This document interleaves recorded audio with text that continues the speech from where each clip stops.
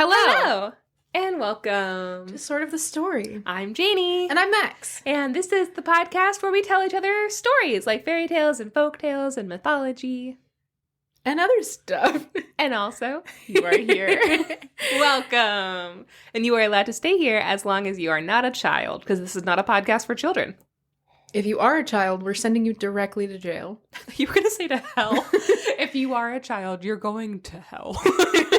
How dare you? Make better life decisions. They made a new circle of hell for children who listen to our podcast. That's the 10th circle. Yeah. New circle of hell just dropped. Aw. It's gonna be so cute! Just a bunch of tiny children who curse and love fairy tales! I want to go there. Little feminist fucking nerds. Mischievous little scamps. I love them. Good for them, actually. I hope that's where I go after I die. You're not going to jail. You're getting a medal. I love you, actually. Actually, you're the best. Oh, I just imagine it's them in this, like, little pit of hell that they love so much. There's little Bigfoots just running around and eating the walls. No. Oh, God. They've constructed a papier-mâché Loch Ness monster and they worship it. Anyway, guys, should that be our next vacation spot as a group? Should hell? We do Sort of the Story 10th Circle of Hell vacation spot? Hit us up on Discord. Ooh, Max, tell them how they can join the Discord. You can go to Discord and you can just say, hello, Discord. That's not a thing. I want to hang out with Janey and Max. Nope. She's deciding on purpose to be bad. Yep, I am, as always. If you want to join us on Discord, talk to us and hang out and do some other fun stuff with us on the internet, you can click the link in the show notes for this episode and every episode to join us on Patreon. At the $3 tier, you get access to the Discord. At the $7 tier, you get access to the Discord as well as a monthly bonus episode, a full-length episode that is not released outside of the Patreon.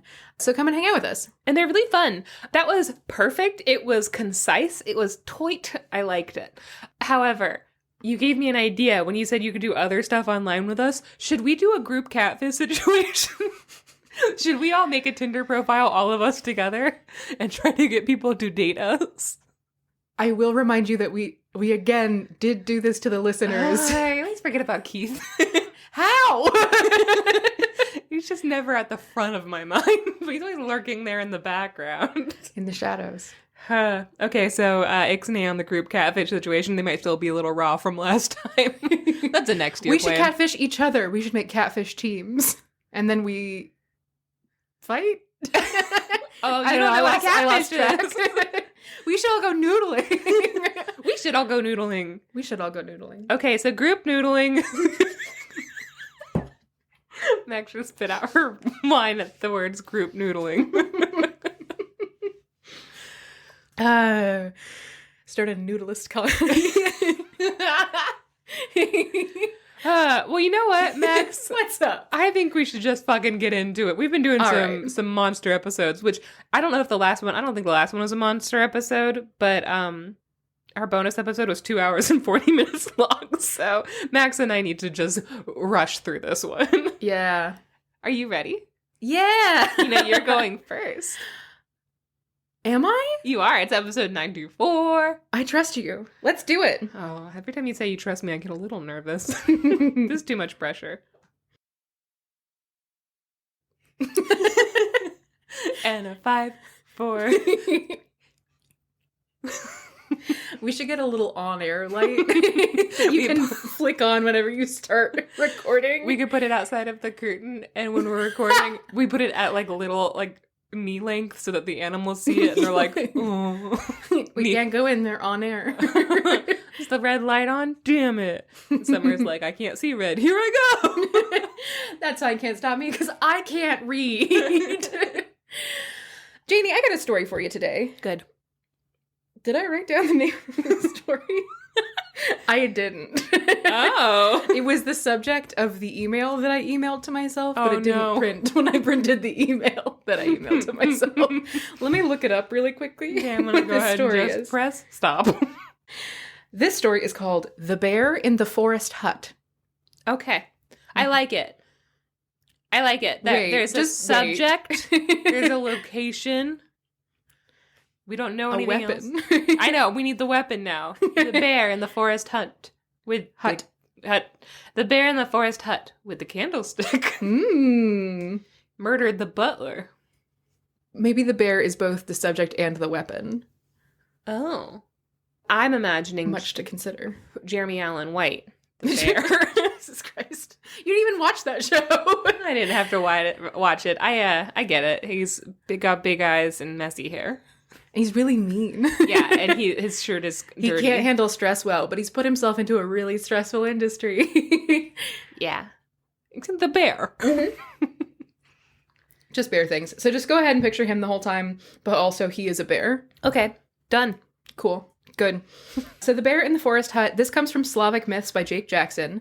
I did realize after I typed up all of these notes that I've now done 3 stories in a row from Slavic Myths by Jake Jackson. Were they all from Slavic myths? Because you did one from Japanese myths.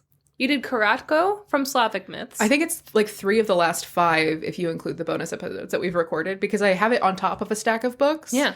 And I keep thinking that I haven't done a story from it.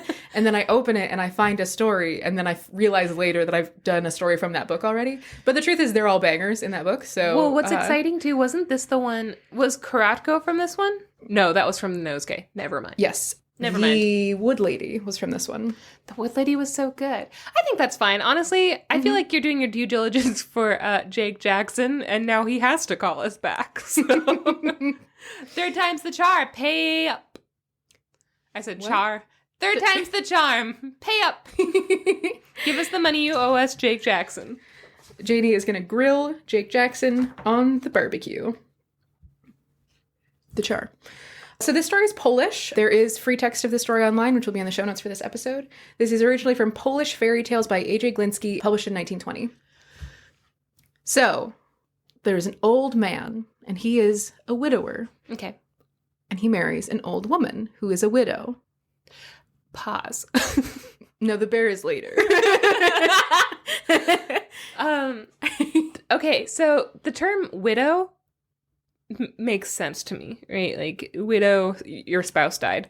Widower sounds like you killed your spouse. It sounds doesn't like you killed someone's husband. Widower yeah. gives it, like, action. Yeah. It's stupid. Men made The that widow stupid. and the widower, the person who makes someone a widow. Yes. Yeah, it's wild. That's stupid. Mm-hmm. If I could suggest Go for it. everyone just uses widow, because there's no gender attached to that. There's nothing in there that's inherently gendered.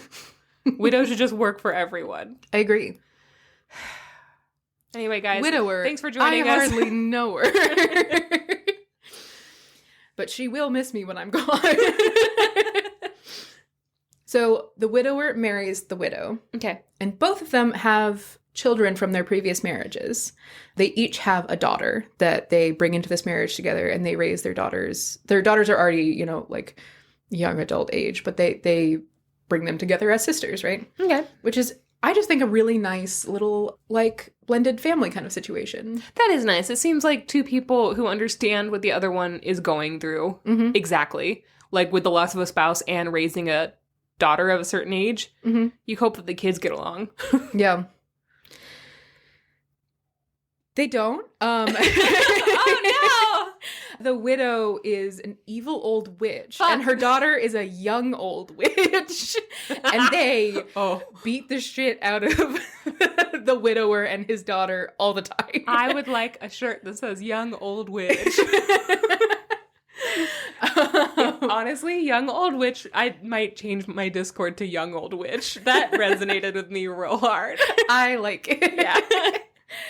So they have this beautiful blended family that is not functional at all. And as always, the old lady is a witch, and she hates everyone and is a bad person. You know how old women are. Classic old women. So the stepmother hated her new stepdaughter, the older man's daughter.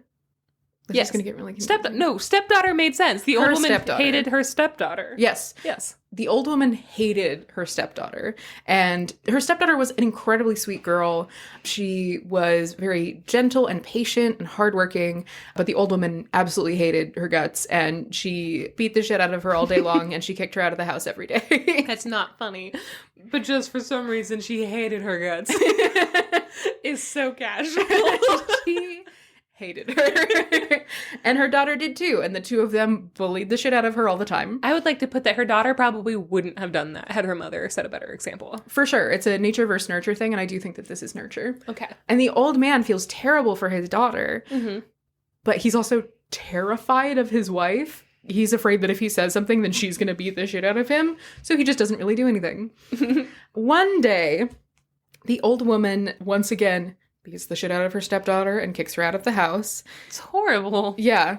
Her husband, the old man, she goes to him and she says, I am tired of this. I'm tired of your awful, terrible daughter, and I don't want her around anymore. Tired. My arms are so sore. And my feet, okay, I've never had problems with my feet. And with all the kicking, suddenly they're always sore and achy. Get me a stick. A brick. Something. God. So she goes to her husband and she says, I'm tired of dealing with your shitty, terrible nightmare daughter. You have to put her in your carriage and drive her out into the middle of the woods and leave her there. Okay. Are you about to tell me another Frost story? Because I need to prepare myself right now for the horror. No. What if I just told you Frost again? Like, honestly, what a good April Fool's prank, and I don't want to hear it. It's July. Oh God, my brain is not working. I'm not forming sentences correctly. I'm trying not to look at my notes, but you should read your notes. No. So the old man reluctantly bundles his daughter. Okay, but you can't swing your notes around. Hey, Max. Can I put this here? Is that allowed? Yeah. Is that okay? Yeah, that's good. Okay. Just don't touch my cord. Good fucking Lord. You know, it's hard work being an audio producer. Especially when you have no training or qualifications. Or salary. It's really hard work when you're not being paid. So the old man reluctantly puts his daughter into his wagon and drives her out into the middle of the woods. He gives her a little chunk of bread and he says, sorry about this, but there's nothing I could do.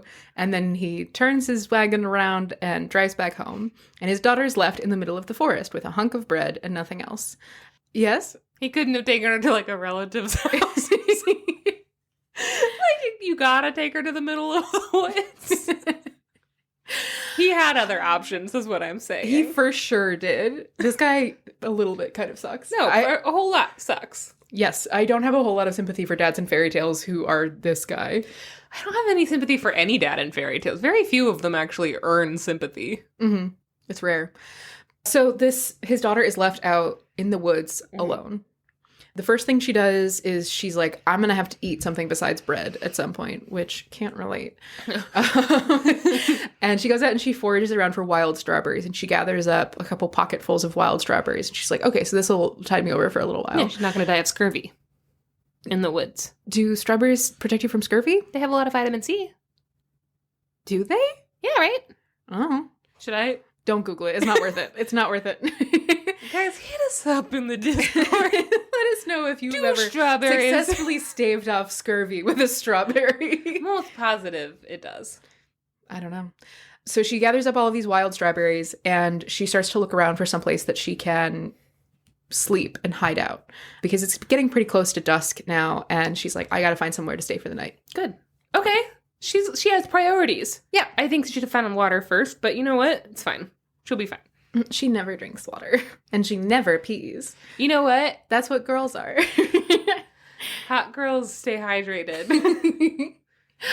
So she is wandering through the woods and she comes across this hut in the woods. A forest hut, you might say. Okay. From the title of the story. The bear in the hut. Mm-hmm. Okay. And she stands outside of the hut and she knocks on the door and she says, hello, is anybody home? And nobody responds. And she opens the door to the hut and she says, hello, excuse me, may I come in? And she looks inside and she sees nobody. It's trying to trick you. You guys can't see the facial expressions Max is giving me. Like, eyes raised, like, are you gonna take the bait? You bet there's some kind of $5 there's a bear in there. This ain't my first rodeo. I ain't biting. So she goes in and she sees this empty hut, and there are benches around the walls. There is a stove that's close to the door, and there is a spinning wheel over in the corner. And she looks around and she's like, okay, there's nobody here. Yeah. And I need some place to stay. So she goes in and she sits down next to the spinning wheel, and she looks out the window to make sure nobody's coming. And she sits there for a long time. And as darkness falls, she hears a rustling outside of the hut. And then she hears a voice singing. Wanderer, outcast, forsaken, whom the night has overtaken. If no crime your conscience stain, in this hut tonight remain. Okay. So she hears a voice say basically, what's up? You're lost. If you are pure of heart, you can sleep in my house. Let he who has not sinned stay in this hut. Throw the first blanket on. Let's take a nap, motherfucker. You can cast the first log on the fire to keep yourself warm and toasty. I love it. He who has not sinned shall toss the first marshmallow. Woo! I'll catch it in my mouth. It'll be so fun. We should watch Clueless. What a fun sleepover. I love this Jesus bear. Aw. I don't know if it's the bear. Also, you said he sang it, so can you do the whole rhyme again, but do it to the tune of Blink-182's What's My Age Again?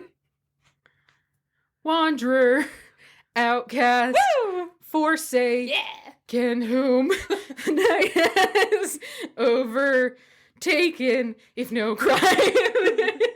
It doesn't really line up in terms of meter.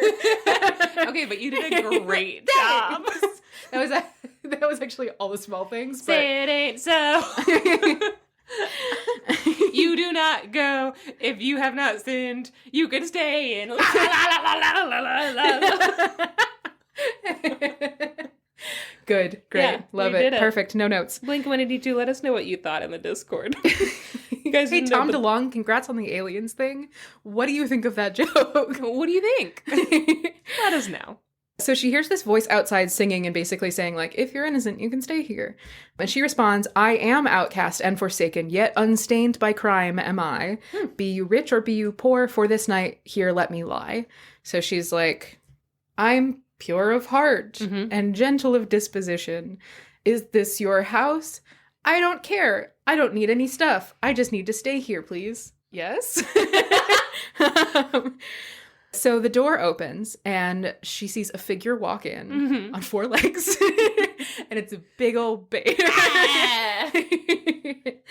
Jeremy Allen Juked you out. White walks in. He is a bear, but he's also wearing an apron, holding He's a like, spatula. sorry, 86 peppers. I thought I fucking said that. Behind!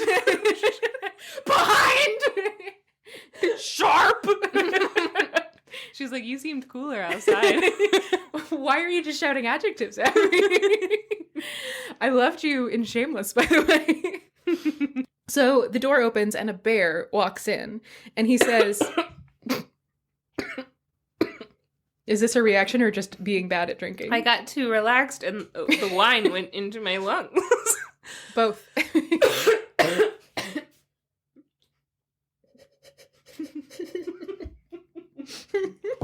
There's no cool way to hold a water bottle with both hands and drink the water while looking up at your friend.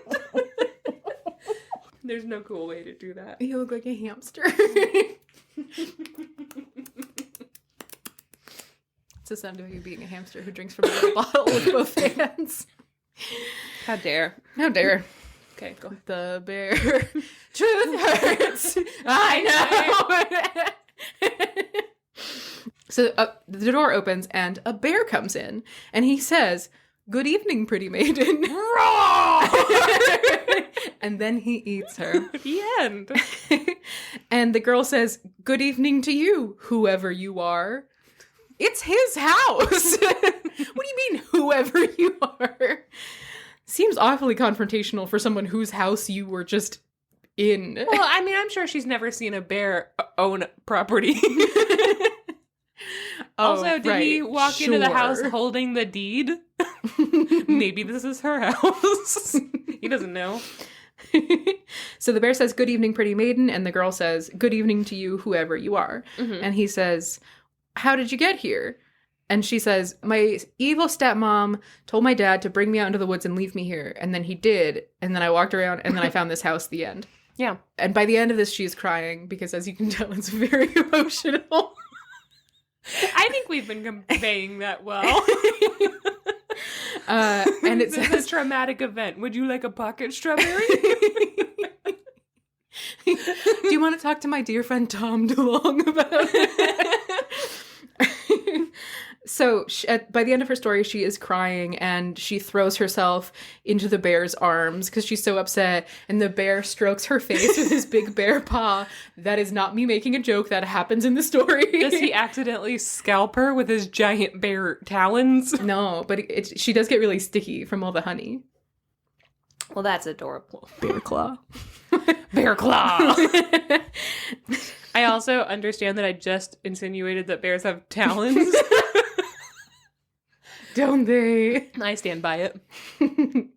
So the bear says,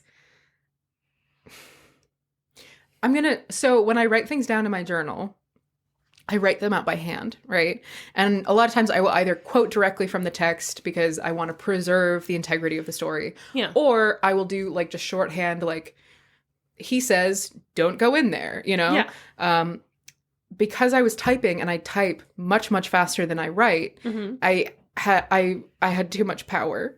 And I wrote all of this dialogue that is so fucking silly because I was so exhausted by my lunchtime today. He asks how she got there. She explains. Bear, hey, it'll be okay, but you have to make me a shirt, okay? Go spin in that flax on the spinning wheel into thread, and then weave the thread into cloth, and then bleach the cloth, and then make me a shirt. I'll come back tomorrow for my shirt. Bye! Is that and then a direct leaves. quote? No. Oh, okay. I was like, that is silly. No, I usually, because I'm like, it takes a long time to write, so I'm like, I'm not going to write anything silly because it takes so long to write it down. Yeah. But I was typing, so I was like, I can just be fucking goofy.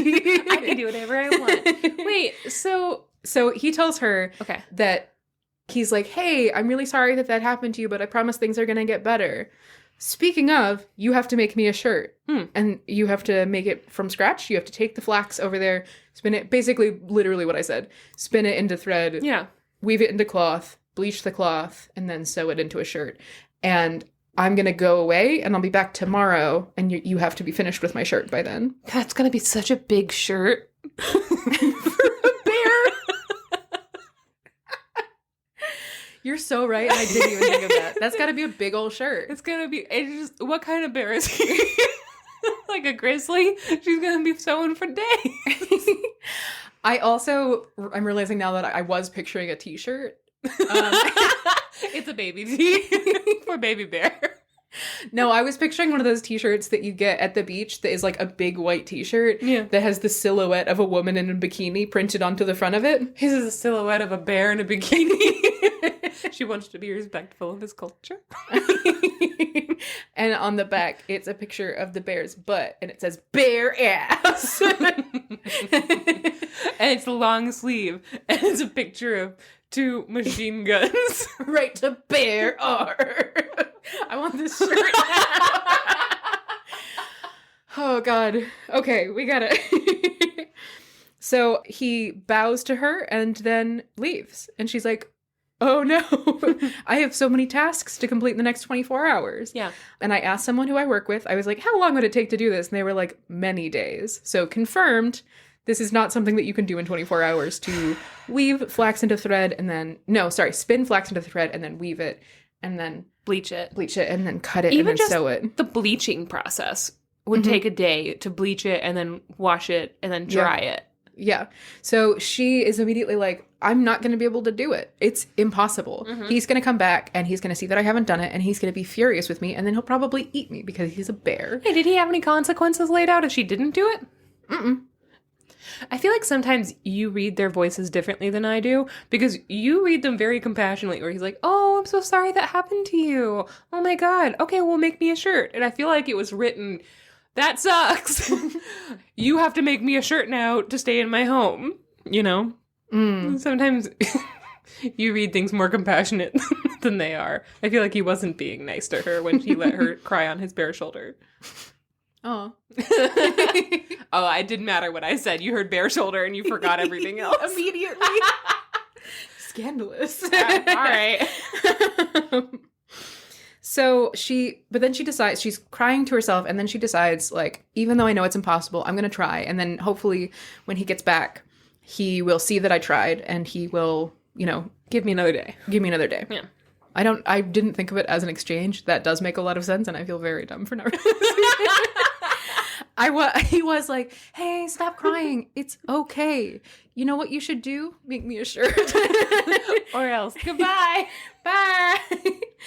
So she decides to try, and hopefully the bear will appreciate the effort that she puts in. Mm-hmm. So she cries some more just because she needs a good cry, and then she eats some strawberries and bread, and then she cries a little bit more, and then she calms down, and she starts to spin the flax into thread over at the spinning wheel. Yeah.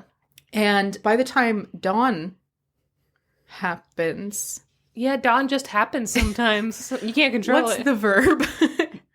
Dawn rises, comes. By the time dawn comes, she is shocked to find that she has spun all of the flax into thread. Oh. Which is really incredible. It was like a huge distaff, which is a word that we learned on an earlier episode of the podcast. Yeah. She spun the whole distaff into flax, which shouldn't have been possible, but she's like, wow, I guess the time really flew, and I must be really good at this. You know that ADHD thing when TADHD W that ADHD thing where I need you to finish this sentence. I'm gonna start crying. Oh, where you start doing a task. I am not doing a bit.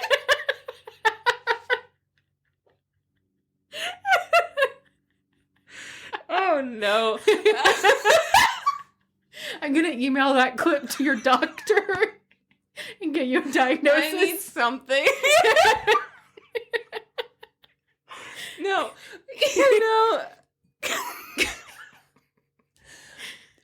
Where you start doing a task and then you disassociate. Disassociation. You know where you disassociate and then you wake up like an hour later and you've done so much shit and you're like, what the fuck? Mm-hmm. Why did I do that? That's what she did. She just has ADHD. And I'm fine. And you go now. So dawn comes and she has spun all of the thread. Okay. And then she's like, great, time to weave it into cloth. But she doesn't have a loom. Oh, he fucked up. He fucked up. So she looks around and she's like, well, there's literally no way for me to do this without a loom. So I guess I'll just go to bed and wait for, I don't know, be murdered by a bear. She can make one out of the toilet paper roll, make a little friendship bracelets. Did I say that there was a toilet paper roll inside did. the hut? You did give us a long list of things inside the hut. A spinning wheel, some benches, and a stove She should use oven. the benches. For what? Cut them up. Make them into a loom. Ruin his house? Yeah. He wanted a shirt. She gives up and she goes to bed. Okay. When she wakes up a little bit later in the day, she sees that the spinning wheel has been removed and replaced with a loom. Oh. And also there's breakfast on the table. Nice. Yeah. So she goes and she walks out to the brook that is near the little hut and she washes herself off. She comes back in. She eats breakfast. She says her prayers because she's a good girl. Yeah. And then she gets to work on the loom, weaving all of this thread that she has spun into cloth. Mm-hmm. And by noon, she has finished it. God, she she's has woven, awesome. Yeah, she has woven all of the thread into cloth. Yeah. Which, again, she's like, that shouldn't have been possible. That was not real. Yeah. And then she goes out, she takes the cloth out to the brook, she washes that out in the brook, and she lays it out in the meadow to bleach in the sun. Oh. No, They didn't have... Okay. No, it's okay. You know that? ADHD.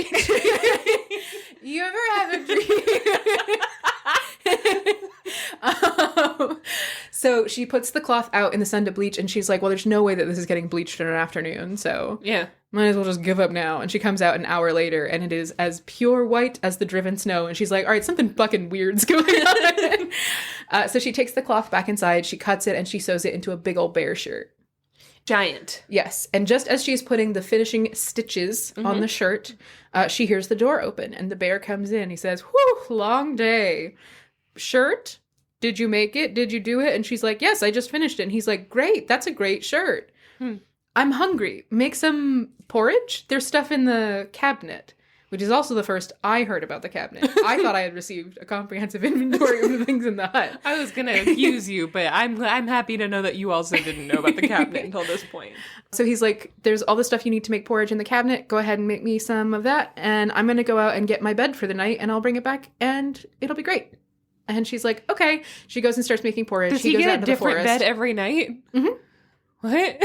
Don't worry about it. Okay. It's not a guy, is it? What? Nothing. You go. You think he's just going to go... I don't know. You think he's just going to go sleep with a guy? Maybe.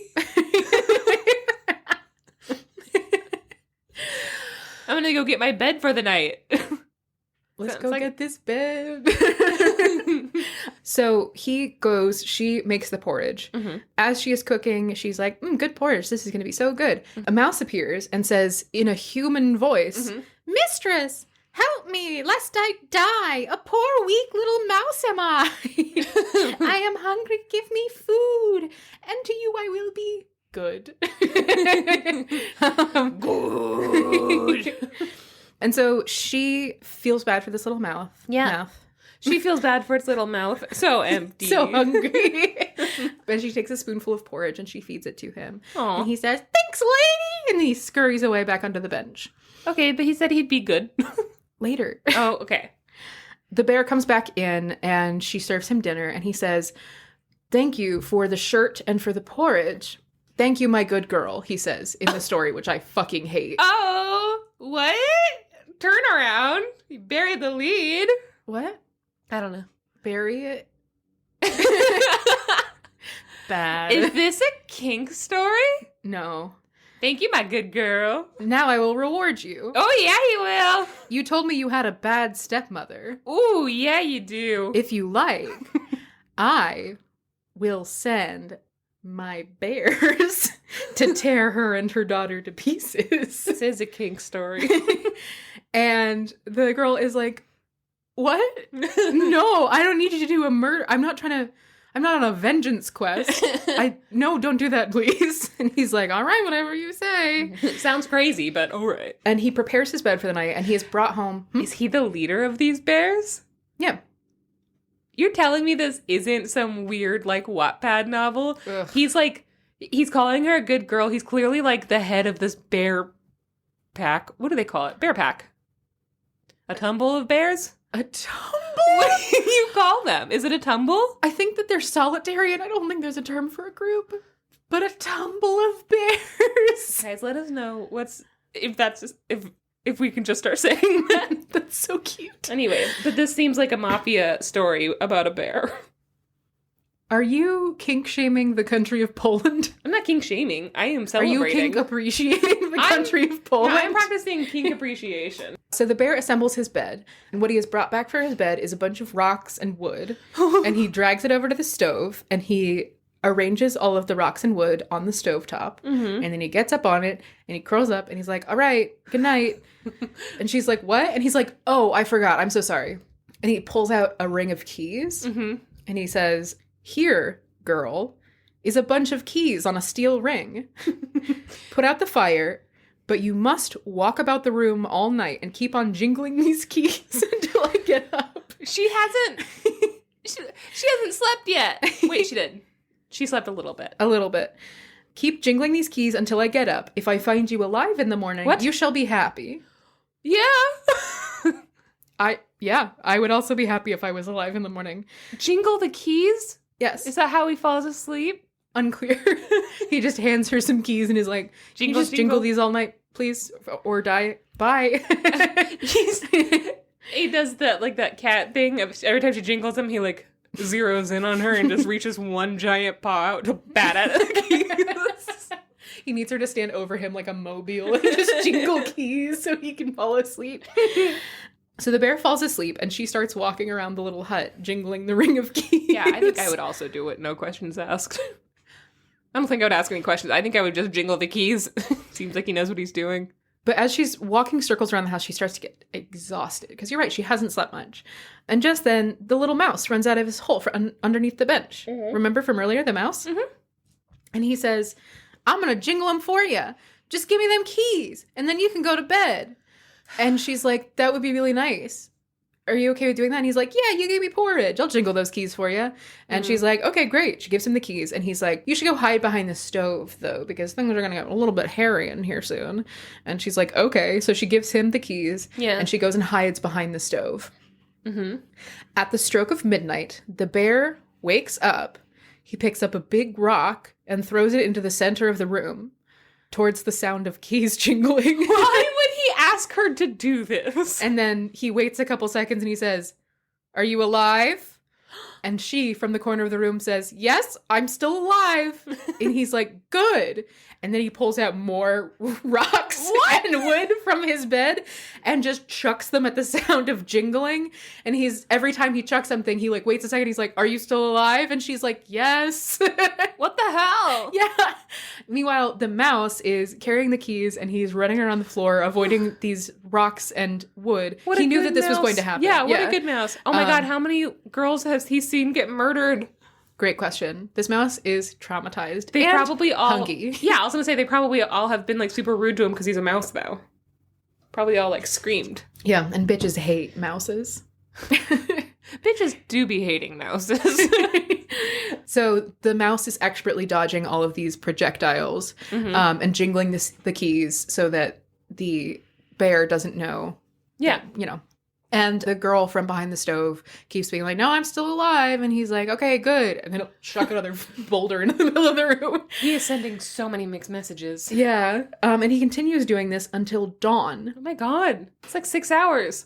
And then he goes back to sleep. Oh yeah, he worked up a real sweat there. Uh-huh. Oh my God. And the mouse continues to run around jingling the keys for a little while until he is sure that the bear is asleep. And then he brings the keys over to the girl in the corner and he is like, okay, you're good now. Oh.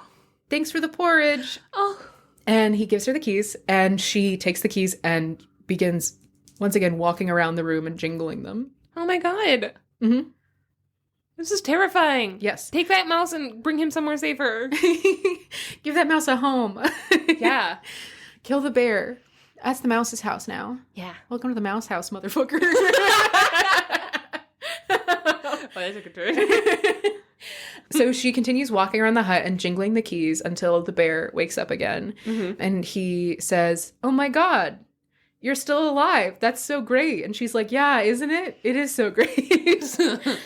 And he says, well, since you've now survived 2 nights in my house, I will tell you the truth. Please. I'm not really a bear. I'm actually a mafia don. I'm actually a king. Oh my God, I fucking called it. He says, I'm a king enchanted to be a bear. And the curse can only be broken if someone spends 2 nights in my house, which you've done. So you've broken the curse. Thank you so much. Okay, but is part of the curse that you have to try to kill them? That's not specified. That's just a him thing. It kind of sounds like he wanted to be a bear. Oh, it does. Where he was like, no, don't stay here. I'm going to throw rocks at you. I'm a big old bear. Everyone thinks I'm hot. I mean, that's true so far. So he says, well, now that the curse is broken, I'm going to turn back into a king. And she's like, great. And then they like wait for a second. He's like, not right now. Oh, later. It takes a little while to wear off. Sure. I don't believe him. And he says, once I turn back into a king, I'm going to marry you. And then you'll be the queen. Wouldn't that be great? No, because every night as a queen, is she going to get rocks thrown at her? Yeah, but that's because of her politics. This is the story of Marjorie Taylor Greene. And she's like, hooray, I'm going to be a queen. And then he says, but first, look in to my right ear. Ew, no. And she peeks into his big old bear ear. And inside she sees... the little mouse. Hi! He was piloting the bear. Give me a kiss. A mouse bear Gundam. Oh. I just need a minute. She looks into his right ear and she sees the countryside. What? A whole country laid out in front of her with green grass and trees and little villages with happy little people in them, little town squares bustling with market, sheep in pastures.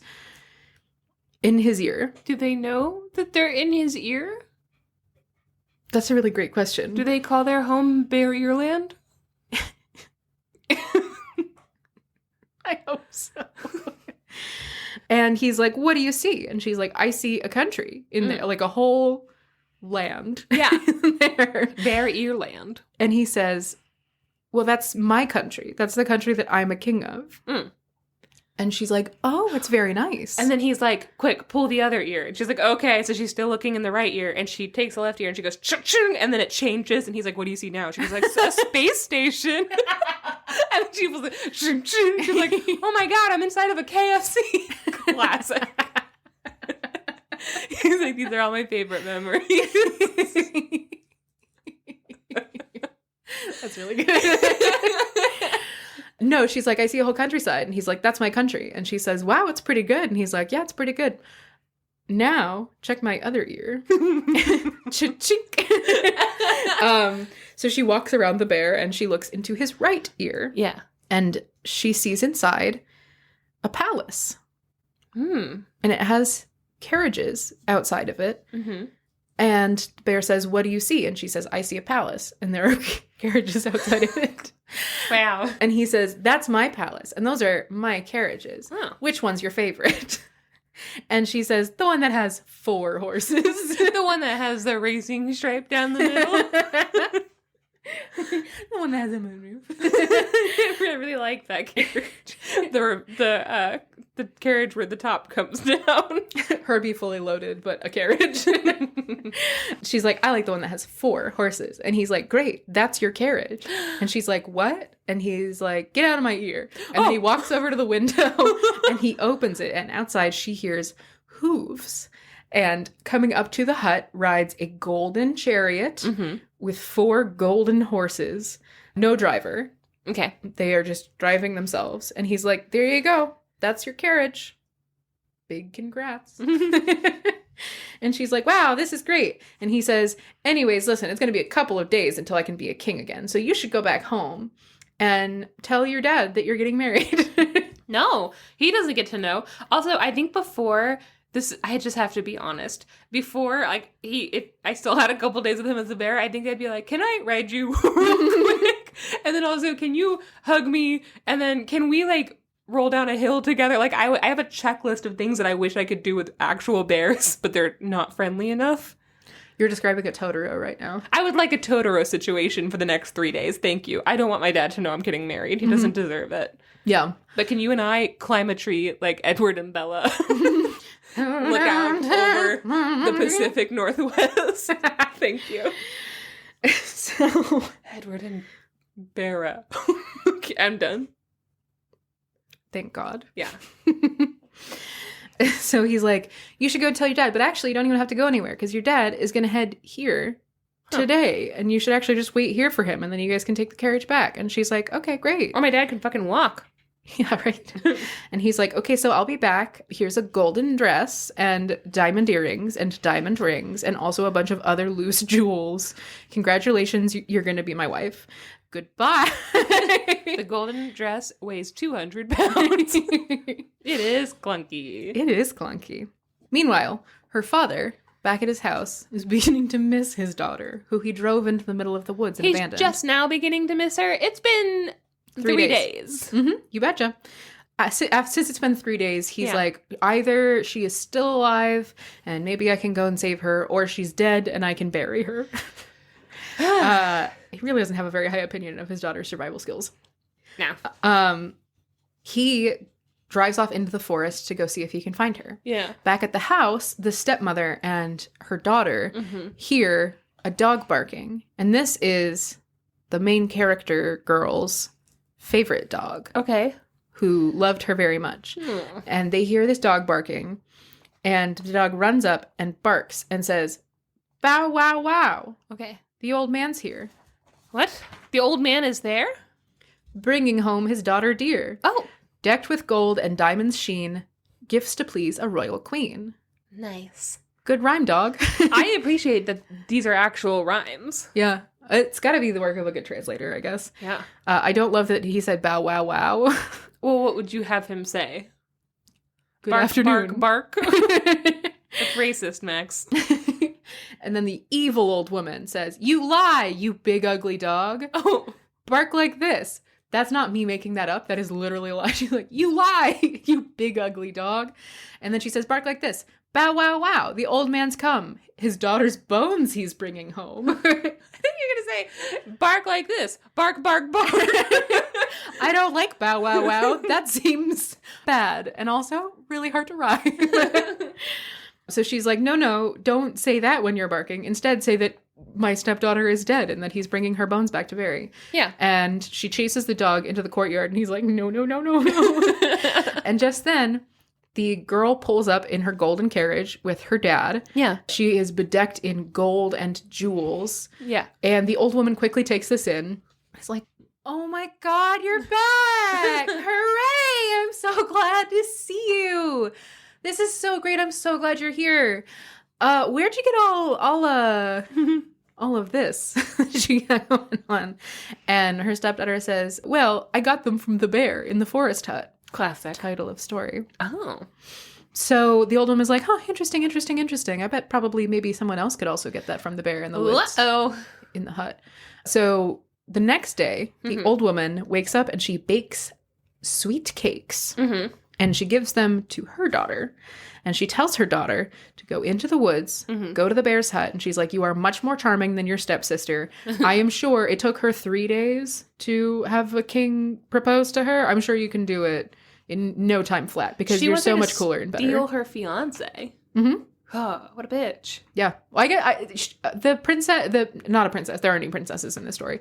The girl doesn't maybe say anything about the marriage. Oh. I think she just says about the presents. Yeah. I don't know. Okay. But yeah, so she sends her daughter out and she's like, "Go get mommy some jewels. Okay, bye." And she tells her husband to drive her daughter out into the woods and abandon her. And he's like, "Sure, okay. Yeah, for sure." No qualms. Yep. So he puts her in the wagon and drives her out into the middle of the woods. And before she is completely out of the wagon, he turns around and is like, "Okay, bye." And rides away. And very quickly, this daughter finds the same hut in the forest. And she comes up and she knocks and nobody answers. And she's like, "Great, this is my house now." She goes in and she sees the stove and the spinning wheel and the benches. And she decides to rest on the benches, not next to the spinning wheel. And she eats a bunch of cake. What a nice time she is having. She eats all of the cake. She didn't save any for later. She wanted it all. I get it. Yeah. I get it. But get it. Not great for survival skills. Yeah. So she sits by the window and eventually, just as dusk approaches, she hears someone singing outside. And the bear sings the same thing of, "Are you innocent of crime and therefore you can stay in my house?" Yeah. And she says, "No, I've never committed any crimes." Wink, wink. Except for that one time I stole some earrings from Walmart. But that was an accident. It wasn't an accident. No, of course not. Is I'm it a also crime to lie? If you're a cop, you have to tell me, Bear. And so he comes into the house and she's like, "Hi." And he's like, "Hello." And then she looks at him and waits and gestures for him to bow. Oh. And he's like, "Okay." And he bows to her and she's like, "Hello. Hi. Welcome to the hut." The bear says, "You can stay here for the night if you don't have a place to stay. I have to go, but I will be back tomorrow and I need you to have made a shirt for me by then." It's weird that he's doing the same thing. It is weird. He already got a wife. He's a nasty individual. I don't like him either. Yeah. He's a nasty individual. What the hell, man? That's our thing. Of you making me make you clothes and then also trying to kill me in your sleep. That's our thing. What, are you going to do it with my sister now? Oh. I thought you meant that that is Janey and Max's thing. I was like, is that our thing? They're stealing our thing, Max. All those shirts that I make you while you throw rocks at me. That is obviously backwards. Nobody would believe that. You think that I'd be the rock thrower? I think you would absolutely be the rock thrower. Guys, let us know who's more likely to throw rocks at the other. We're putting a poll up on the Patreon. Let she who hosts the podcast best throw the first, second, and third rocks. So he says, "You've got to make me a shirt. I'll be back tomorrow, and I want the shirt to be done, okay?" And she's like, "All right, whatever." And then he's like, "All right, bye. And he walks out. And literally as soon as he's out the door, she's like, I'm not making him a fucking shirt. That's not what I came here for. Yeah. She says, that's not what I came here for. Whoa. To do your spinning, weaving, and sewing. You may do without a shirt for me. Yeah. Be shirtless, bear. Bear just. Good. But he is wearing pants. It's like a reverse Winnie the Pooh. So he's just like a guy wearing jean shorts. Really hairy guy in Bear Miami. shorts. Wearing shorts. So she's like, I'm not even gonna fucking, no, I'm not here to make shirts. That's not my deal. Yeah. And she goes to bed. Yeah. She's in his house, though. Yeah. Yeah. She goes to bed. The bear returns late the next day, and she wakes up, and he's like, hi, did you make me a shirt?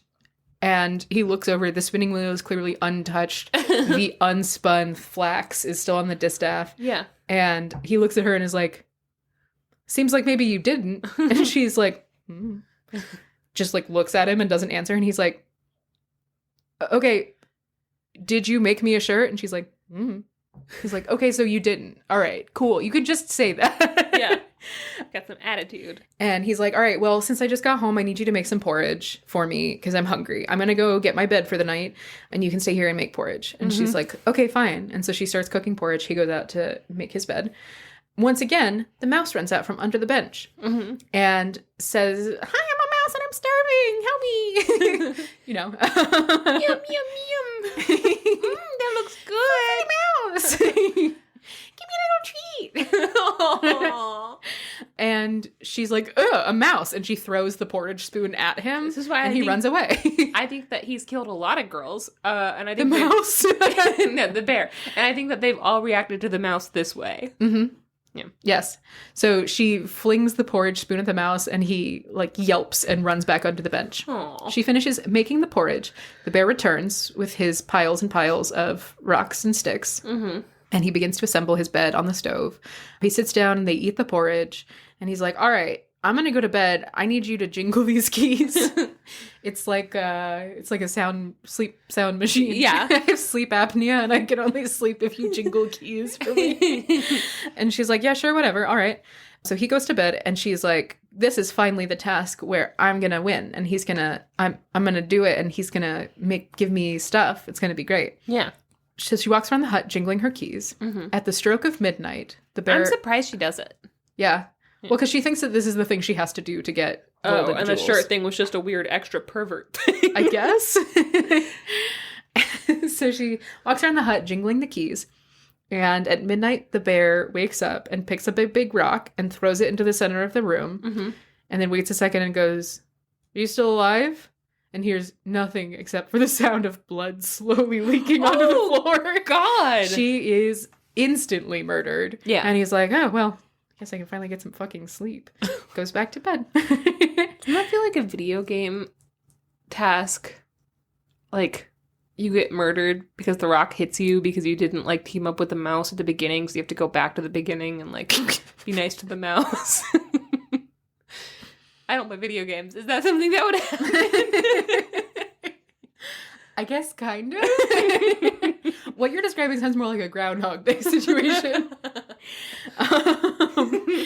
So the stepsister is dead on the floor. The bear goes back to sleep. He wakes up in the morning. He sees a cold corpse on the floor holding a handful of keys. And he's like, oh, wild. And he walks to the threshold of the house and he stomps his feet 3 times. And then he turns into a king. It only took that? That was it? Unclear. It doesn't imply that there is cause or effect in this. It's just he's like, oh, weird, I killed someone. Well, time to be a king again. This guy's a psycho. Yeah, he's really insane. The shirt and the rocks don't have any bearing on his curse. Bearing did it. Bearing. So he becomes a king, and he whistles or something, and then a golden carriage drives up, driverless, with 6 golden horses, because he is nothing if not better than the girl. Yep, the best. And he rides off towards his kingdom. Meanwhile, his betrothed is back home with her dad, and she is waiting patiently for her new bear/king husband. Yeah. And her dad is taking very good care of the 4 golden horses, which is very difficult because they are covered in very expensive horse clothes that he has to wash by hand. That's not me riffing, that's in the story. All right. And she waits for the bear to appear. Meanwhile, her stepmother goes to her father and is like, hi, I'm like 100% sure that my daughter is, gonna marry a king now and has a bunch of gold and jewels. So why don't you go and pick her up from the forest? And her husband's like, all right. And he goes and rides off into the forest. A little while passes and then the dog reappears. Remember the dog? Oh my God. And he says, bow, wow, wow, the old man's come. Your daughter's bones he's bringing home. Ooh, which is what she said to say earlier. And that he rhyme took that she the liked. note. And she said, you lie. Bark like this. Bow, wow, wow, the old man's here. Driving home your daughter dear. Decked in gold and diamonds sheen. Gifts to please... Gifts to please... Nope. It's just not going to happen. Gifts to queef. Quips to queef. Gifts to please a royal queen. She chases after the dog and tries to get him to say a different thing. And meanwhile, her husband pulls up in his wagon and she sees that her daughter is not with him and immediately flies into a sorrowful rage. Yeah. She bursts into tears and she says, where is she? Yeah. And the old man explains, he says, she has met with a great misfortune. Which I would say is an understatement. She got squished. She got squished. This is all I have found of her. A few bare bones and blood-stained garments. Bare bones? Why are they... What happened to them? Did he eat her? What? No, he would never. Why are they bare? It's only been a couple days. In the wood, in the old hut, she's been devoured by wolves? Bears. For sure, bears. Oh, awkward. Or mice. Or mice. Hopefully the mice. They deserve a treat. They do deserve a treat. So the old woman gathers up her daughter's bones, and she is wild with grief. She goes to a crossroads. The people in the town hear about her daughter's death, and they come to mourn her at the funeral. The woman buries her daughter's bones at the crossroads, which is in the story and feels weirdly specific and spooky. Yeah. And then after her daughter is buried, she throws herself on the grave face down, wailing in just grief and madness, and immediately turns to stone. Oh.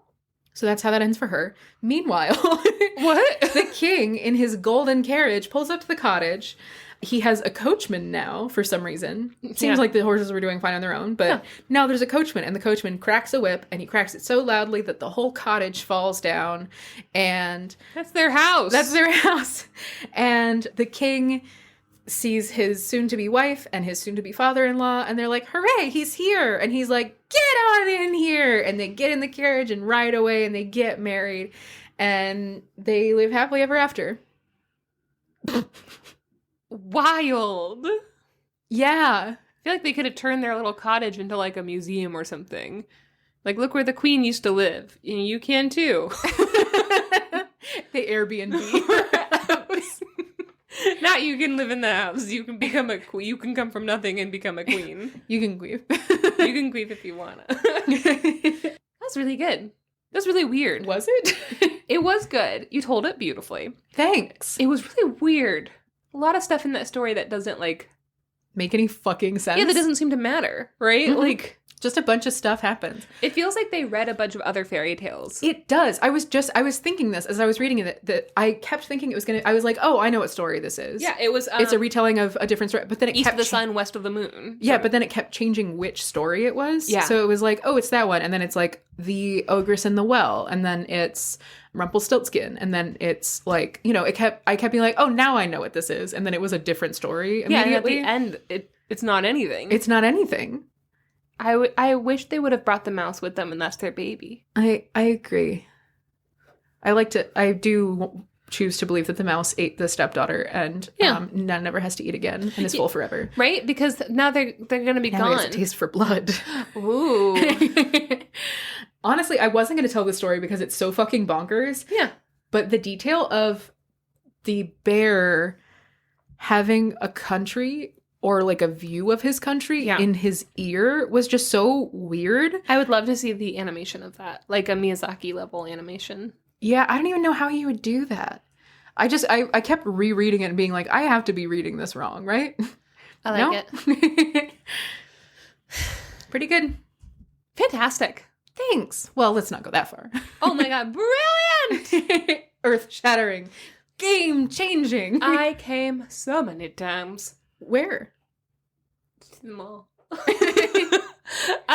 Max, do you want to take a break? Mm-hmm. Okay, we will be right back.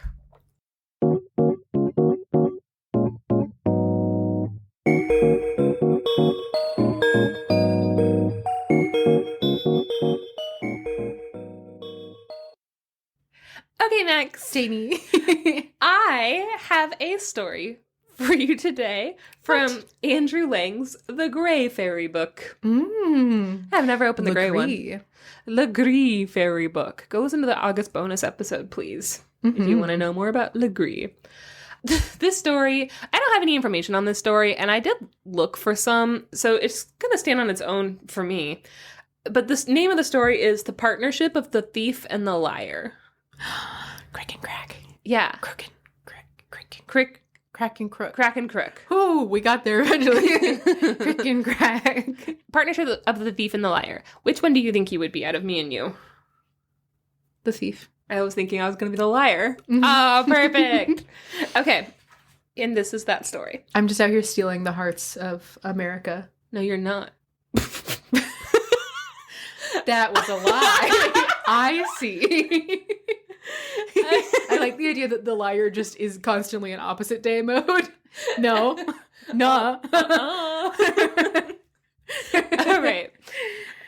Once upon a time, there was a thief, and he had just lost his job. Maybe because he stole from them. His job as a thief? I don't know. It just says he was out of work suddenly. I have a feeling he had a job at like a retail store, and they found out that he was stealing from the register. Okay. He worked at the Christmas He worked store. at J. Crew, and he kept shoplifting all of the cashmere socks. Very specific. Yeah. So with nothing else to do, he put on his softest socks and he wandered up and down the beach one day, bored as hell. He was just literally just going up one way and then back down the other way, and he just did that over and over again. Eventually, he saw a man who was standing still, looking out at the waves. Wow. Check on him. But also, like, he's bored, and so he's, like, going for a walk and, like, observing strangers. That guy on the hill is just enjoying his own company. Good for him, honestly. Yeah, he's not restless. So the thief went up to the stranger and said, "Have you ever seen a stone swimming?" No. No. He runs away. I have a feeling he was expecting the man to say, like, "What? No." And then the thief would have, like, tried to, like, con him out of something, right? Like, But instead, the stranger said, "Oh, yeah, no, I certainly have. Not only was it swimming, too, it jumped out of the water and it flew away." So. And they, like, kind of stared at each other for a second, like, And then they both threw back their heads and they laughed. And then they were like, we're going to be friends, aren't we? And he's like, yeah, I think we're going to be friends. And then they like slapped each other on the back and they're like, whew, okay. And the thief was like, all right, best friend, do you want to go con some kings out of their money with me? And the liar said, yep. And they set off. But that's a lie. He doesn't want to. He doesn't always He just wants lie. to go to the movies. He got dragged into this. This isn't a magic situation where one of us always tells the truth and one of us always lies. But what if it was? It's not. He just sometimes lies. He's good at lying. No. And he likes it. So they walked for several days together. And eventually, they reached a town where a king's castle was. When they got there, the thief and the liar parted for a few hours. They were like, okay, bye. And then the thief went to the castle and was like, can I talk to your king? And they were like, sure. So he got an audience with the king and he was like, hi, king, can I have a glass of beer? And the king was like, first of all, how'd you get in my house?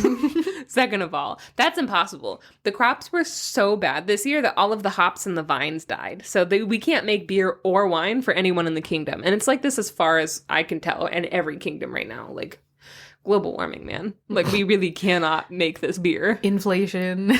If we lost the ability to make Stocks beer, and bonds. I have a feeling people would be way more interested in reversing climate change, right? What? If like it started to affect. Oh, you're saying if climate change affected hops. I thought you were like, if everyone stopped drinking so damn much, maybe they would look around and realize that the world is on fire. I was like, where is this coming from? Max, this is an intervention. You spend too much time drinking wine and not enough time picketing. Please don't come between me and the champagne of beers. Okay, so the king is like, there's no beer anywhere. And it turns out the world's on fire. So the thief shook his head and was like, that's crazy. I literally just came from a country where the crops are doing so well. 12 barrels of beer were made out of one branch of hops. And the king was like, that's just not true. And he's like, it is true. And the king's like, I bet you 300 florins right now that is not true. And the thief was like, sure. I also bet you 300 florins that it is true because I literally just saw it. I was just there. And so after staking their bets, the king sent a servant to travel to that country and check for himself. And on his way, the servant came across a man on the road. They chatted for a bit, and the man was like, oh, yeah, like, it's nice to meet you. I'm actually just coming from this one country down the road. And the servant was like, that's the country I'm going to. What?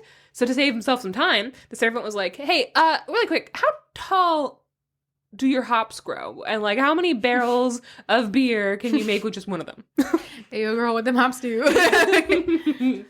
And the man scratched his head and he was like, I don't really know the answer to those weirdly specific questions, but what walks on 3 legs in the morning and 1 leg in the afternoon? he's like, I'm just trying to... And 2 legs the next day. He's like, I'm literally just trying to get somewhere. But he said, when I was there last, the hops were being gathered up, and it took 3 men with axes 3 days to cut down just 1 branch. So, like, I don't know how many barrels it would make, but it was like a whole ordeal. It was like a giant tree. And so this was good enough for the servant, right? He was like, great. So he's like, if I give you 10 florins, will you come back with me to the castle and tell that story to the king? And he's like, yeah, sure. So he takes 10 florins and they go to the castle. And after hearing it, the king paid the thief 300 florins and the thief and the liar went on to the next town. So that was the liar on the road. Yeah. I don't I got that. This is a dumb And that con. man was the liar. And that man, Steve Jobs. After traveling for a few days, they parted again, and again the thief got an audience with another king. And while he was there, he asked this king for some cauliflower. He was like, can I have some cauliflower real quick? In a glass, like a fancy one. Or you could just scare some broccoli real bad. And the king was like, oh yeah, no, we can't do that. There was a blight amongst all the vegetables, and there's no cauliflower to give. This world is not doing good. So the thief laughed and was like, that is so weird. At the last country I was in grows cauliflower so large, 1 head of cauliflower fills 12 water tubs. Like, that's how big it is. Is that the unit of cauliflower? Yeah. Head of cauliflower? No. Water bucket. That's how that's where they put them in, I guess. Yeah, but 12 bathtubs. doesn't seem like a very specific.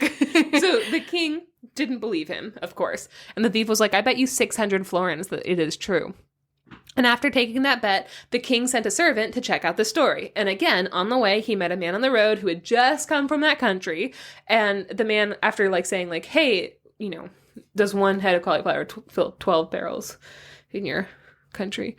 The man was like, well, I don't know about 1 head filling 12 tubs, but I did see 12 wagons drawn by 12 horses carrying 1 head of cauliflower to the market. So, like, does that help you?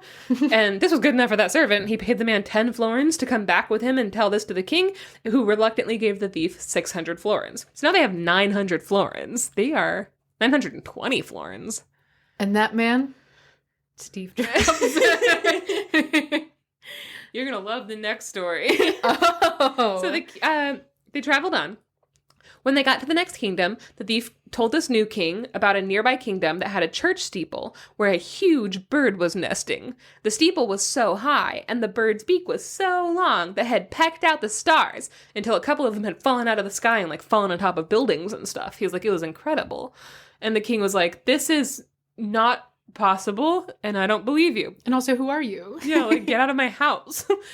Are you wearing my pajamas? Get out of them. So the thief was like, I bet you 1,200 florins that that's absolutely true. So this king sent a servant, met a man on the road, asked him to corroborate the story, and the man said, well, I don't know about that. I've never seen the bird you're talking about, but I did once see 12 men shoving with all their might with push brooms to push this, like, monster egg into a cellar. Maybe that's something? Does that... I don't know. It could be related. Or that could just be a weird thing I saw. He hasn't done any thieving yet. Well, he's stealing money from him with a false bet. No, but that his friend lying. is like... His friend is lying, and he's taking money for the lie. No, but he's not like, yeah, I don't know. They're both doing the same... Yeah, they're both just conning. They're con artists. Yeah, but... Okay, so afterwards... Disappointed there's not thievery in this. The thief and the liar split all this money between them, right? But the thief held 3 florins back from his partner, because he's a thief. There we go. Are you happy? He stole 3 florins. Did you make that up for me? No, it's in here. Oh, okay. They each got married to other people and settled down in homes of their own, and all was well. Until one day, the liar realized, I can imagine he was sleeping, and then he just like sits straight up, and he's like, 3 florins are missing. Me gold! And that's exactly what happened. He said... And that man, Steve Jobs. His story is so inspirational. So the liar realized... This story started in a garage. Can you believe it? The man realized, me gold. And he decided to get his florins back. So he marched his little self over to his partner's house, and he demanded he give the florins back. And the thief was like, sure, come back on Saturday and I'll give you your money. He was like, okay. So that Saturday, though, the thief stretched himself out stiff on his bed and told his wife to say that he was dead. So she rubbed her eyes with onion, and then she opened the door, like, crying her eyes out. She's like, ah! She can't even open her eyes. She smells terrible. Yeah, she smells awful. And she's like, I'm sorry, he can't come to the door because my dear sweet husband passed away in the night. And the liar was like, you know, we talked a lot during our travels, and he told me this bit that he did. And so he's like, all right, well, you know what? If your husband really is dead and can't pay the 3 florins, I'll just take the payment in the form of whipping him with some 3 good lashes with my whip. So he takes his whip and he draws back his arm, and immediately the thief jumps up and is like, whoa, man, all right. Just calm down. It was just a joke. It was a little joke. This thief is not good at anything. No. So far. And he's like, I'll get you your money. Come back on Saturday. Like, geez. So the liar's like, okay, fine. And they each had 1,200 gold florins at the end of the heist. Yeah. And he can't... I don't think he wants to give them back. Yeah, but like... Yeah, I don't think he wants to give back those 3 florins. So, The next Saturday, though, the thief got up really early, and he hid himself in some hay in the hayloft. And he, like, giggled to himself, and his little boots were sticking out of the side. And when the liar came to the house, the thief's wife was like, I know you probably won't believe me, but this time it's true, my dear sweet husband. He really died this time. I buried him. And the liar was like, where'd you bury him? And she's like, the hayloft, the ground. It's in the ground. And he was like, the hayloft. And she's like, yeah, I buried him in the hayloft. That's where I bury all my bodies. Where do you bury them? And he's like, cool. Well, you know what? I'll just take my payment then in the form of some hay. See you later. And he goes to the hayloft. He picks up a pitchfork and he just starts stabbing haystacks. And so, of course, afraid for his life, the thief is like, hey man, well, you're in here too. I was just looking for you. He's like, all right, this time I'm really going to give you your money back, okay? But you're going to have to give me till next Saturday. And the liar's like, I better goddamn get my money by next Saturday. And he's like, I swear I wouldn't lie to you because I'm the thief, not the liar.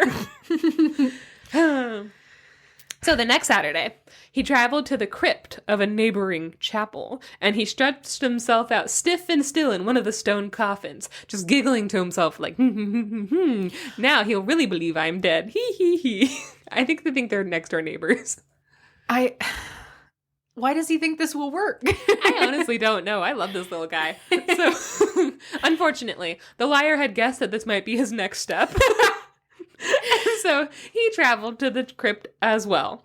It was really dark, and it was full of stone statues. And he had to, like, wait a moment for his eyes to adjust. And just as he was, like, walking through the crypt and, like, kind of, like, his eyes had adjusted enough that he could see enough to walk, he heard whispering from one of the barred windows. 12 robbers had come to the crypt with their treasure, and they were planning to hide the money in the crypt while they were out doing more robbing. You know? And as they spoke about their plan, they're like, this is what we're going to do. Oh, yeah, it's a great plan, Jeremy. It's a great plan. Thank you. They were like sawing at the bars in the window. And so, like, after a moment, they were all climbing inside to the crypt. The liar quickly, like, tucked himself into like this niche in the wall and pretended to be one of the statues in the dark because he's like, well, fuck, I already heard their plan. They're definitely going to kill me if they find me in here. So he's like standing still in this like niche, hoping that it's dark enough that they won't look at him. So the robbers came in and they set to work dividing their treasure, but they made a mistake. Because instead of dividing their gold into 12 piles, they accidentally divided it into 13 piles. And then they all started like fighting over who gets that last pile. And the chief robber was like, listen, we're not going to recount. We're not going to redistribute. Here's what we'll do. We'll have a game, okay? Whoever can strike the head off of that old statue in that niche over there with one stroke of their axe will win the 13th pile. And everyone's like, yay, a game. So they all take their axes and they like start to like stalk towards the niche. And meanwhile, this like liar is in there just sweating profusely like, ah, fuck. And suddenly, just as they like, one of them raises his axe and goes to like chop off the stone statue's head, they hear a voice from one of the stone coffins surrounding them. And the voice says this, quote, "Clear out of this, or the dead will arise from their coffins, and the statues will descend from the walls, and you will be driven out more dead than alive." And then suddenly, the thief jumps out of his coffin, and the liar runs out of his niche, and they charge at the robbers, screaming like bloody murder. And the robbers are so terrified that they left all their gold behind, and they ran away, vowing to never come back to that haunted place again. And the partners divided the gold between them, and they carried it home. And the last line of the story is, quote, "And history tells us no more about them." So the thief stole, the thief saved him, because they're best friends. Counterpoint. Yeah. 13 piles still. You think the thief stole one? Mm-hmm. Yes. 100%. This story is going to repeat itself in a couple years. 100%. Yeah. You can't trust him. No, but, he did just like, are they going to count it out again? No, but also he did just save his life, so. Yeah, and then he took his compensation for it. I love these little guys. I also keep saying little guys. I don't have the book with me because the illustration, there's only like one illustration, but he was the size of a gnome. He was so little. Yeah. I like them more now. Now that you know that they're just little guys. Yeah. Also, yeah, the thief not only almost exclusively lied and didn't do thieving, he also laid down the whole time, making him a liar in two senses, more so than the actual liar. Yeah.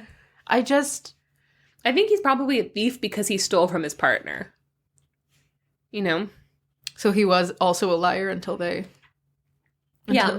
went dark. Maybe he becomes the thief after the moment where he takes the 3 florins.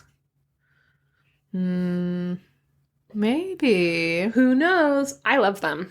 I thought they were very charming. Couple of scamps. There's a couple of scamps. They belong in that little 10th circle of hell with all those children. Out of context, a terrifying sentence. They belong in the 10th circle of hell with all those children. Honestly, they do. So that was a little baby story. Yours was very long and mine was a very tiny. Mm-hmm. And together we are Janey and Max. So, guys, we are going to head out because Max is falling asleep. I am not. You are too. I am. We hope you guys liked this episode. If you did, check out our Instagram and our TikTok and our Goodreads and our bookshop.org affiliate account that we've forgotten about for the last 15 20 episodes or so? Yeah. There's a store that we also forget about constantly. It's our TeePublic store. Mm-hmm. All of this information is in the show notes on this episode. You can check that out. Join our Patreon so that you can listen to August's bony episode. Listen to August's bony episode. It's a really good one. And chat with us on the Discord. Yeah. And we hope you have a great rest of your week. And we will see you next week for episode 95. Wow. That's Lightning McQueen's number, maybe. Is it? I don't know. Oh. If it's Lightning McQueen's episode, if it's Lightning McQueen... You know. Okay, bye. Bye. There are a bunch of rainbows across your face. Also, don't breathe that. Apparently, it causes cancer. Did you know that? Baby powder? Yeah. Are you thinking of cocaine? I am. Why? Which one do you snort? Both, right? Both? It's both. Yeah. No, apparently, this woman was like doing an art project. She was like, oh, this like it's like a scratch board thing. And she covered it with baby powder at one point, which I've never seen anyone do that method, and it worked really well with her. And I was like, oh. And all the comments were like, okay, that's a good way to get cancer. I guess you fucking want to die then. And how dare you? But it was like hundreds of comments where I was like, what the fuck is going on? And so then, of course, if you type in baby powder, like Johnson & Johnson baby powder, cancer on like TikTok, everyone's like, yeah, you'll die. It causes cancer. It's crazy. So I typed it into Google, and there's one article that's like, yeah, it has been linked at some point to possibly having some carcinogens in them. It does seem to be a very small number, and only a certain type of person is like susceptible, but they're looking into it. And it was like, and I kind of scrolled down and I was like, oh, TikTok doom scrolled real hard. Oh no. I was talking to one of my coworkers earlier today, and she was talking about how she used to like thrift all of her plates and everything for her house, and then she like had to lead test something for work, and she was like, maybe I should test these just in case, and they all had lead in them. all of her plates and bowls and everything had like so much lead in them, and she's like, well, that's fine, I've only been using them for like 5 years. And then I was like, yeah, but I mean, like, there's so many things that just have lead in them that it kind of feels like a losing battle a little bit. It does. Like the fucking like Shein products having colossal amounts of lead in them. Like, yeah, illegal amounts of lead for being produced in the United States, which is crazy because the United States does not have great regulations on lead. We don't have great regulations on anything. It's wild that people think we do. The only thing we regulate is people's rights. And we do a really bad job. Yeah. Who was it? Peach Fuzz. Did you see that thing about where Peach Fuzz, it's an artist on Instagram, somebody was like, oh, it's manufactured in China, like, like, how dare you? And she was like, okay, there's a lot of reasons to manufacture something in China, so let's go with it. She goes, first of all, there's a stigma, and it's very much ethnocentric and a very American, like, knee-jerk reaction to be like, everything manufactured in China is bad. She goes, but if you're going off of like human rights violations, she goes, did you know that we have child laborers here in the United States? In fact, it's really bad and it's only getting worse, and lawmakers are trying to make it actively worse as we speak. But we have child laborers in the United States. So like, if that's your reason for not wanting to get stuff from China, then also cross off the US. Like, it was just a lot of stuff. But then she's also like, her enamel pins, apparently to make like certain types of like enamel pins, you can only get it outside of the US because the same metal that goes into making the pins is what goes into making coins. And it's illegal to have the machines that can do that in the United States because of coin production. Yeah. God, so she's so stupid and bad. I hate this country. We could get rid of coins so easily. Everyone hates coins. I gave someone a quarter yesterday and they got mad at me. Yeah, it's not great. Okay, I'm sure that's tested.